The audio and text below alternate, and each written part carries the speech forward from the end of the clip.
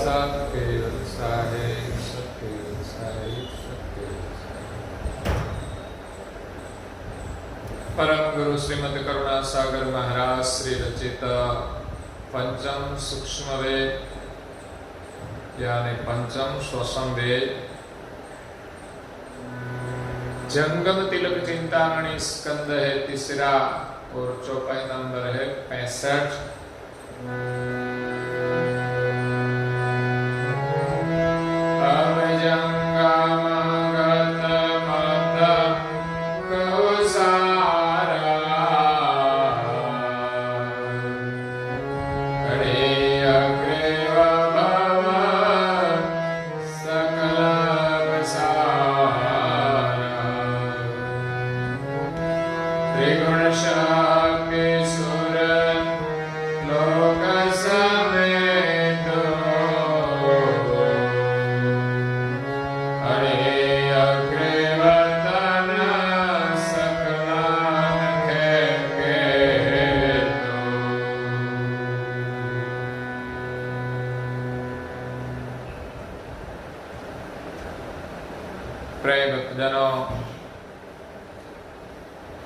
ज्ञान संप्रदाय के आद्य स्थापक अनंत ब्रह्मांडाधीश केवल कर्ता के परम विशेष अंश सकर्ता सत केवल का महान सजान जान स्वरूप को अनेक न्यायों से प्रत्यक्ष प्रमाण से प्रतिपादन करने वाले पंचम श्वसन वेद के रचयिता अनंत अंशों के तारणहार केवल धर्म धुरंधर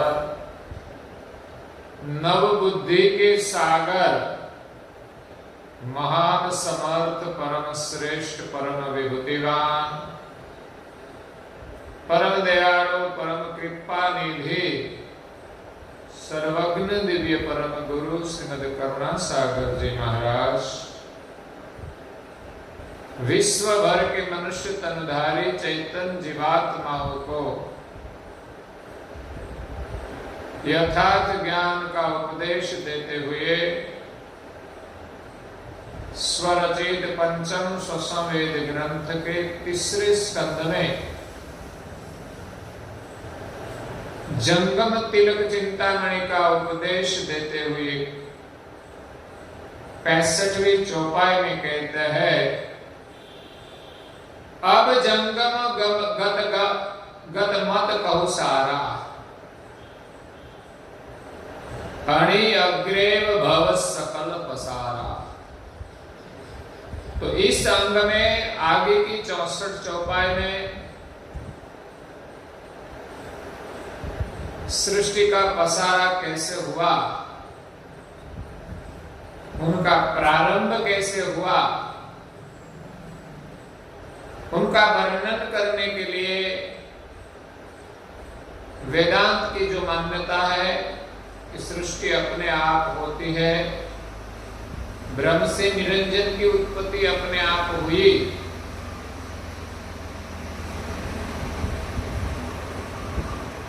यही सिद्धांत की समझ देते हुए दिव्य परम गुरु जी कहते हैं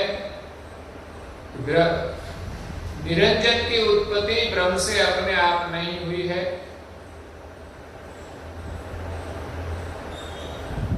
उत्पन्न करने वाला कोई है,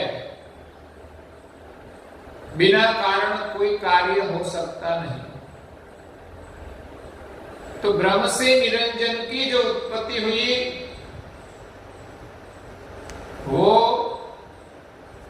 निरंजन एक बीज है और अणि अग्र गति से उनका जो शरीर है वो उद्भव हुआ है। उनकी आकृति भी ज्योति स्वरूप अणि अग्र स्वरूप है और उनका स्वरूप ज्योति रूप तेज पुंज रूप है और ये ज्योति रूप भाल तिलक गतिवत जो निरंजन की आकृति है इसमें से सृष्टि का पसारा भी अग्रगति से ही हुआ है, सकल जीव त्रिगुण समेता संसार के सभी प्रकार के शरीर बीज, निरंजन एक बीज है और निरंजन रूप बीज से सृष्टि के सभी प्रकार बीज का निर्माण हुआ। लेकिन वो गति सर्जनहार ने आद्य से ही क्रिया वृत्ति के द्वारा इच्छा वृत्ति के सभी तत्वों को उलट सुलट मिलाकर भिन्न भिन्न प्रकार के शरीर के अंकुर बनाए और निरंजन के भीतर वो सब गति भर दी और निरंजन रूप बीज से सृष्टि का विस्तार आगे बढ़ा है। तो उनकी उत्पत्ति भाल तिलक गति से हुई है, उनका स्वरूप भी भाल तिलकवत है और निरंजन पुरुष से जो जंगम और सभी देवताएं उनके जो शरीर रूप बीज अणिअग्र गति से उत्पन्न हुए और आगे जो स्थावर जाति का भी वर्णन किया। वे तीसरा अंग है जंगम तिलक चिंतामणि का, तो उनका प्रारंभ निरंजन से होता है। तो निरंजन से तीन गुण और सभी प्रकार के जीव के शरीर भाल तिलकवत गति से जो उत्पन्न होता है और उनका स्वरूप भी कहीं न कहीं अंग में अणिअग्र दिखाई देता है। तो यहां परम गुरु जी कहते हैं कि अब जंगम गत मत कहू सारा, जंगम जाति के जो सभी शरीर है उनकी जो गति है, उनका जो मत है, उनका मैं वर्णन करता हूं।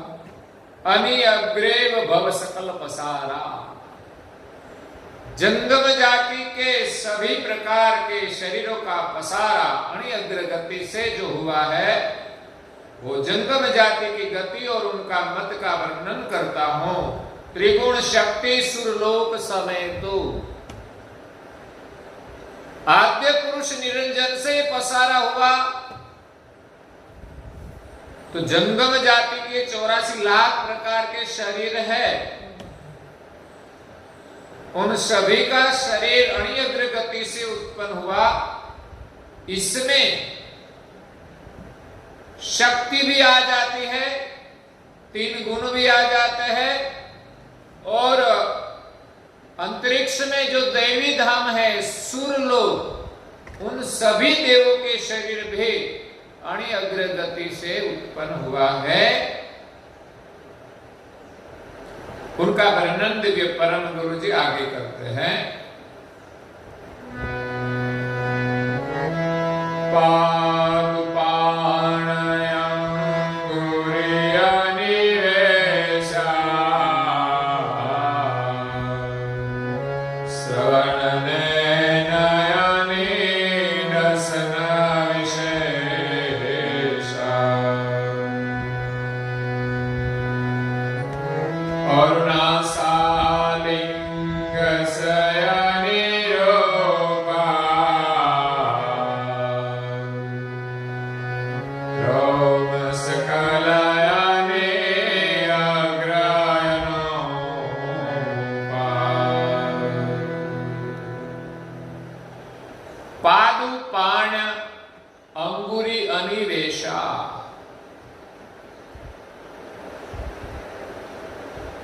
शरीर के हाथ पांव की गति भी अणिअग्र है, हाथ की अंगुलियां है वो भी अणिअग्र है।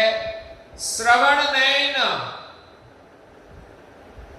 श्रवण यानी हमारे जो कर्ण है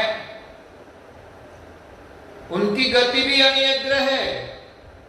अगर अणिअग्र गति नहीं होती तो वो शब्द श्रवण नहीं कर सकते। श्रवण करने की गति भी अणि अग्र होती है। तभी तो जहां से बोले वहां सभी से वो शब्द ग्रहण कर लेते हैं। नयन, हमारे जो नेत्र है, सभी प्रकार के शरीर में कई प्राणी, जीव जंतु सभी में नेत्र होते हैं। तो शायद सभी का आकार अणि अग्र होता है। इसमें बाल तिलक की जो गति है अणि, उनका आकार का दर्शन होता है। ऐसा नहीं कि भाल तिलक का जैसा आकार है वैसा ही सब आकार हो। भाल तिलक में ऊपर की जो गति है अणि अग्र, उनका महत्व है। तो आंखों के आकार भी अणि अग्र है। डसन विशेषा, डसने का जो दांत होता है मनुष्य में भी है, सभी प्राणियों में भी है, और कई जीव जंतु में भी छोटे छोटे दंत होते हैं। चित्ती होती है, छोटी होती है, लेकिन वो भी हमें काटती है तो वो डसती है हमें। वैसे सब अणि अग्र होते हैं। और नासा लिंगस अनिरूपा, शरीर की नासिका और लिंग इंद्री भी अणि अग्र है। रोम सकल अणि अग्र अनुपा, शरीर पर जो रोम होते हैं प्राणियों में भी होते हैं, मनुष्य में भी होते हैं, पशु में भी होते हैं, वो रोम सभी प्रकार के बाल का अंतिम चरण अणि अग्र होता है। तो इस प्रकार शरीर के विभिन्न अंग अणि अग्र दिखाई देते हैं। निख सिख कोचना सहित अनिराजे, रसना रसिक अणि अग्र विराजे, पंचतत्वयम कौ समझाए, तिलक बालवत गत सकताए।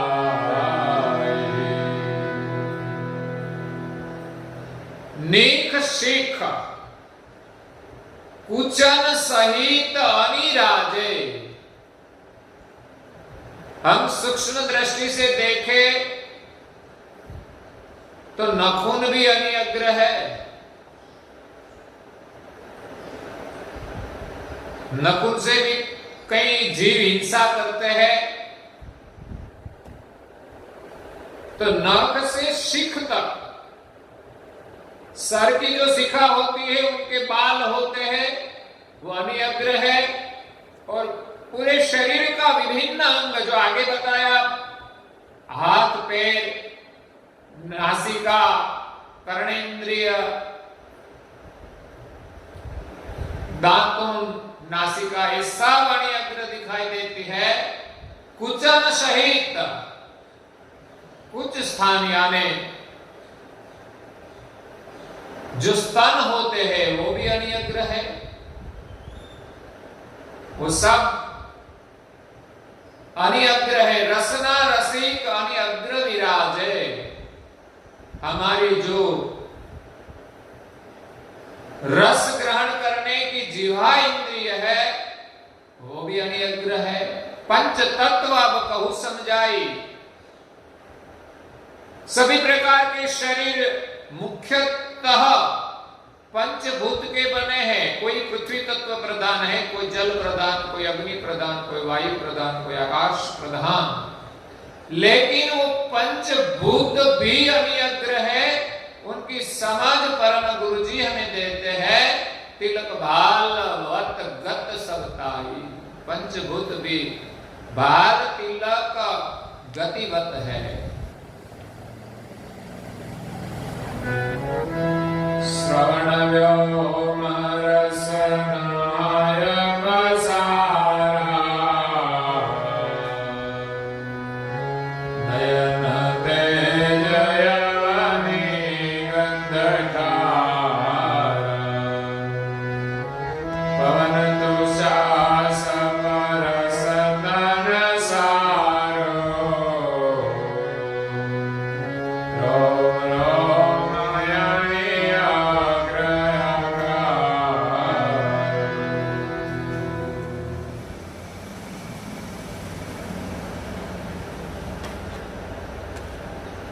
श्रवण व्योम, रसना अप, नयन तेज, अवनी गंध खारा। पंचभूत में पंच मात्राएं निवास करती है। कर्ण में आकाश तत्व है, जिह्वा में जल तत्व वर्तमान करते हैं, नेत्र में अग्नि तत्व और गंध मात्रा में अवनी तत्व है। पवन तुषा सपरस तन सारू, हमारी त्वचा पवन का अनुभव करती है, कान शब्द का अनुभव करते हैं, हमारी जिह्वा रस का अनुभव करती है, हमारे नेत्र रूप का अनुभव करते हैं और हमारी नासिका गंध ग्रहण करती है। वो सब की गति रोम रोम अणि अग्र आकारु, वो सब रोमे रोम, शरीर के सभी रोम अणि अग्र आकार के हैं। तो शरीर की जो इंद्रिया है वो पंचभूत को ग्रहण करती है, वो अणि अग्र गति से ग्रहण करती है। पंचतत्वा इंद्रिय मुखाय, बाल तिलकायानि अग्रासने, बानि चतुरायानि अग्रबखानो, परा वसन्ति मध्यमाहि मेखलानो।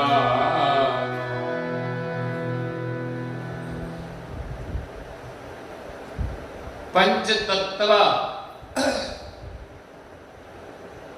इंद्रिय मुख एहि, बाल तिलक अणि अग्र सनेहि। इंद्रियों के जो मुख है वो अणि अग्र है। पंच तत्व की जो इंद्रिया है वो बाल तिलकवत अणि अग्र गति से उनके साथ स्नेह रखती है, उनको स्नेह से ग्रहण करती है। पृथ्वी तत्व की गंध मात्रा जो अणि अग्र गति से इस तत्व को ग्रहण करती है। इसी प्रकार पंचभूत की पंच मात्रा इंद्रियों के जो मुख है इनसे तत्वों को ग्रहण करती है। बानी चतुर अणि अग्र बखानु, चार प्रकार की जो वाणी वर्तमान करती है वो भी एक वाणी उद्भव होती है अणि अग्र गति से, एक से दूसरी, दूसरी से तीसरी और तीसरी से चौथी। चार वाणी परा पश्यन्ति मध्यमा ही बैखरानु, पहले प्रणव से परा का उद्भव होता है अणि अग्र गति से, उनके बाद पश्यन्ति का स्वरूप बनता है।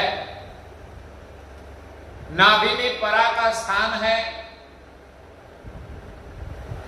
और हृदय में आती है तो पश्यन्ति का स्वरूप बनता है, कंठ में आती है तो मध्यमा बनती है और मुख से जब शब्द बाहर निकलते हैं वो चौथी वाणी है। वैखरी वाणी तीन वाणी से बनती है। तो मूल उत्पत्ति अणि अग्र गतिवत है। परम गुरु जी उनकी महिमा समझाते हैं। पराहि शून्य श्रवण अनियारे, पश्यन्ति ओंकार अनिरेक शिरधारे, हे गणन घाट मध्य मायनियोरा,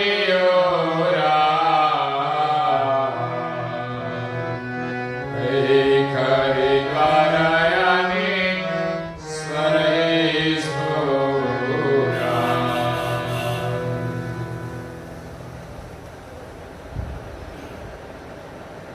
पराहि शून्य श्रवण अनियारे, परा में से जो शून्य से मतलब प्रणव से जो परा का उद्भव होता है वो अणि अग्र गति से पश्यन्ति ओमकार अनिरेक शिरधारे, पश्यन्ति वाणी ओमकार जो है उनके सिर पर जो बिंदी है वो अणि अग्र गति से धारण की है। ओम से वाणी निकली है, परा जो प्रणव से उनका आकार बनता है। ओम से सबसे पहले ओम से परा अणि अग्र गति से उद्भव होती है और पश्यन्ति वाणी ओंकार के शिर पर जो अणियुक्त रेखा है वो अणि अग्र गति से पश्यन्ति का निर्माण हुआ और घड़न घाट मध्यमा अवनी उरा, हमारे अंतर में जो कुछ शब्द का भाव है उस शब्द का आकार बनाने का काम गले में मध्यमा वाणी करती है। सब शब्दों का घाट हमारे गले से बनता है, इसलिए हमारा जो स्वर होता है वो सबका जो गला होता है उनके अनुसार होता है सबका, तो यहां से शब्द का घाट बनता है। नाभि में तो बीज पड़े हैं सब 52 अक्षर के ओंकार में, बाद में जो हृदय स्थान पर आते हैं तो पश्यन्ति का रूप बनता है। जो हम सोचते हैं, हम कुछ बोलते नहीं लेकिन भीतर में जो सोचते हैं तो ओंकार में से परा में से पश्यन्ति का रूप बनता है और मध्यमा में आते हैं तो अक्षर का घाट बनता है। कभी कभी हम कहते हैं कि उसके हृदय में क्या हो क्या पता, क्योंकि हृदय में पश्यन्ति वाणी है, पश्यन्ति के रूप में कुछ भाव पड़ा है। कभी कभी हम कहते हैं किसी को कहने की बात मैं चाहता था कहना गले तक आ गया लेकिन कहा नहीं, तो गले तक आ गया मतलब उनका घाट बन गया, बेकरी से आगे नहीं निकला लेकिन गले तक आ गया, ऐसा हम कहते हैं। बहुत इच्छा हो जाती है तो हमारे गले तक वो वाणी आ जाती है, तो गले से मध्यमा वाणी बनती है जो शब्द का घाट बनाती है। क, ख, ग, वो शब्द का एक घाट होता है। जब हम पढ़ाई करते हैं तो भी उनकी एक आकृति बनाई गई है कि इस आकृति को क कहते हैं, वैसे हमारे भीतर में एक आकृति बनती है जो क के रूप में बाहर निकलती है। वो स्वर में क के रूप में सुनाई देता है। क और ख में अंतर है, अंदर से ख बोले तो ख ही निकलता है, क बोले तो क ही निकलता है, ए बोले तो ए ही निकलता है, बी बोले तो बी ही निकलता है। ये सब घाट गढ़ने की जो प्रक्रिया है वो अणि अग्रगति से वर्तमान करती है। वैखरी द्वार अमीश्वर ही सपुरा, और वैखरी वाणी जो हमारे मुख से बाहर निकल जाती है, नीचे गिर जाती है, मतलब खरना, मतलब मुख से निकल जाना, तो वैखरी वाणी अणि अग्रगति से वो शब्द जो स्वर है वो स्फुरायमान होता है। सर्जनहार ने ये जो अणि अग्रगति बनाई है पूरा विश्व में, किसी को पता ही नहीं कि पूरा विश्व अणि अग्रगति से वर्तमान करता है। हम तो सिर्फ बोलते हैं, लेकिन बोलना भी जानते नहीं हमें क्या बोलना चाहिए और किस प्रकार ये शब्द कहां से आता है कुछ पता नहीं। परम गुरु जी कहते हैं कि 4 प्रकार की वाणी जो है वो अणि अग्रगति से वर्तमान करती है।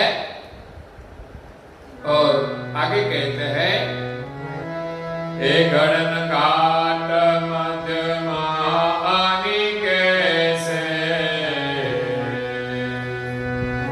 भयो अक्षर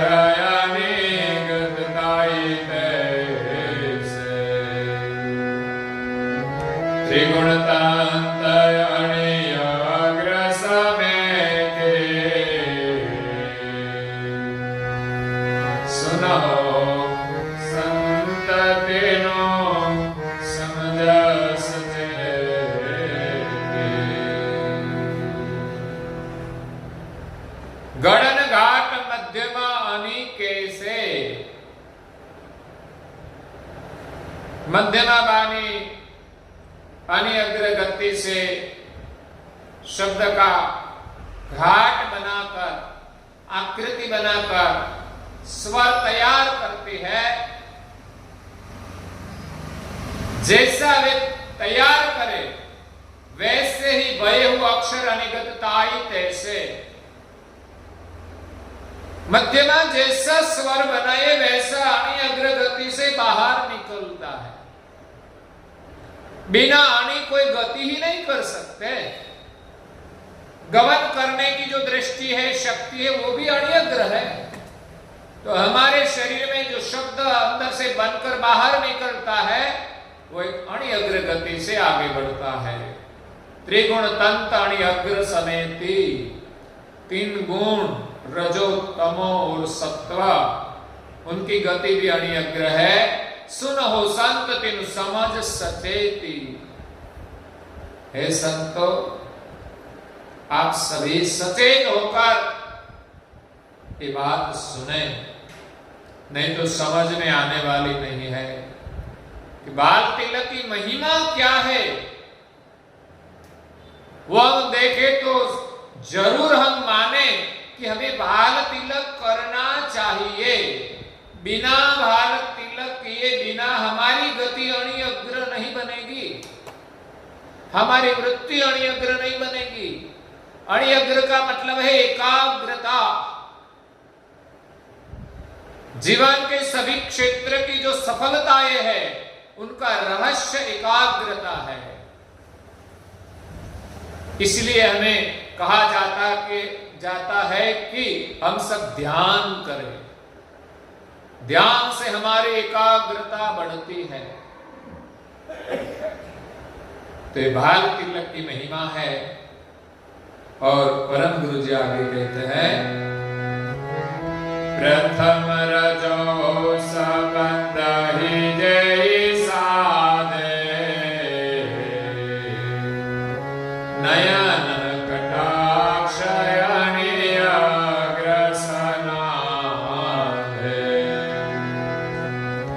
द्वितीय सतो गुण सब सुख पूरे,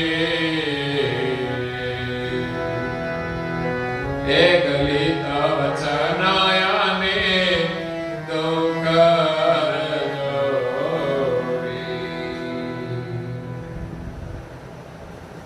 3 गुण की गति अणि अग्र है, उनकी समझ परम गुरु जी देते हैं कि प्रथम रजो संबंध ही जही साधे। सबसे पहले जो भी जीव रजोगुण को साध्य करके या तो रजोगुण में वर्तमान करते हैं, तब उनके नयन की जो दृष्टि है वो अणियग्र दृष्टि से विलोकन करते हैं। रजोगुण जब वो वर्तमान करता है तब सामने का दृश्य है उनका विलोकन अणियग्र गति से होता है।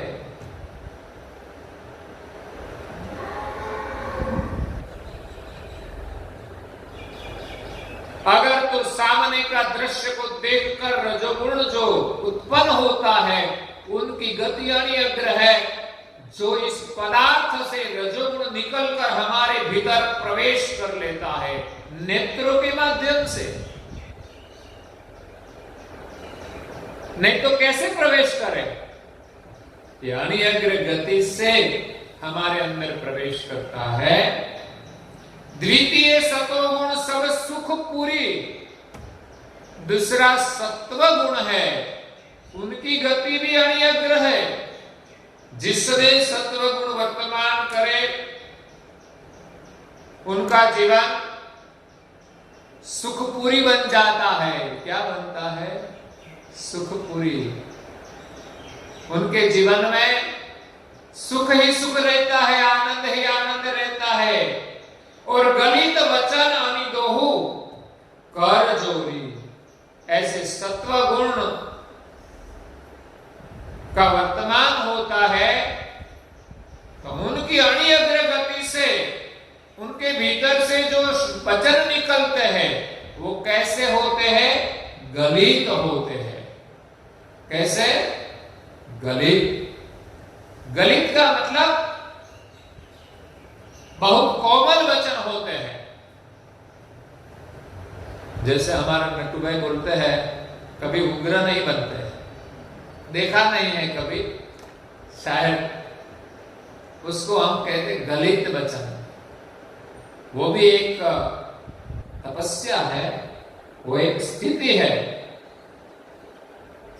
तो गलित वचन वो अणियग्र गति से बाहर निकलता है। और दोहु कर जोरी, दो हाथ भी कभी कभी हम जोड़ते हैं, वो सत्व गुण प्रधान गति से, अणियग्र गति से हम जब प्रार्थना करते हैं, वंदन करते हैं, कभी विनम्रता से प्रणाम करते हैं, तो हमारा दोनों हाथ जब जोड़ा जाता है तो वो उनकी आकृति भी अणियग्र हो जाती है। हाथ जोड़ने का एक प्रभाव हमारे अंतर में प्रकट होता है अणियग्र गति से। तब हमारे भीतर से गलित वचन निकलते हैं और जीवन में सुख ही सुख हो जाता है। तो इसी प्रकार रजो और सत्व गुण का वर्तमान चलता है। तीसरा तमो गुण का वर्तमान का वर्णन परम गुरु जी करते हैं, लेकिन हमारा समय होता है तो हम कल सुनेंगे और आज के प्रवचन को यहाँ विराम देते हैं। श्रीमद् करुणा सागर महाराज की कैवल धाम की जय। श्री हरिचंद्राजी महाराज की जय।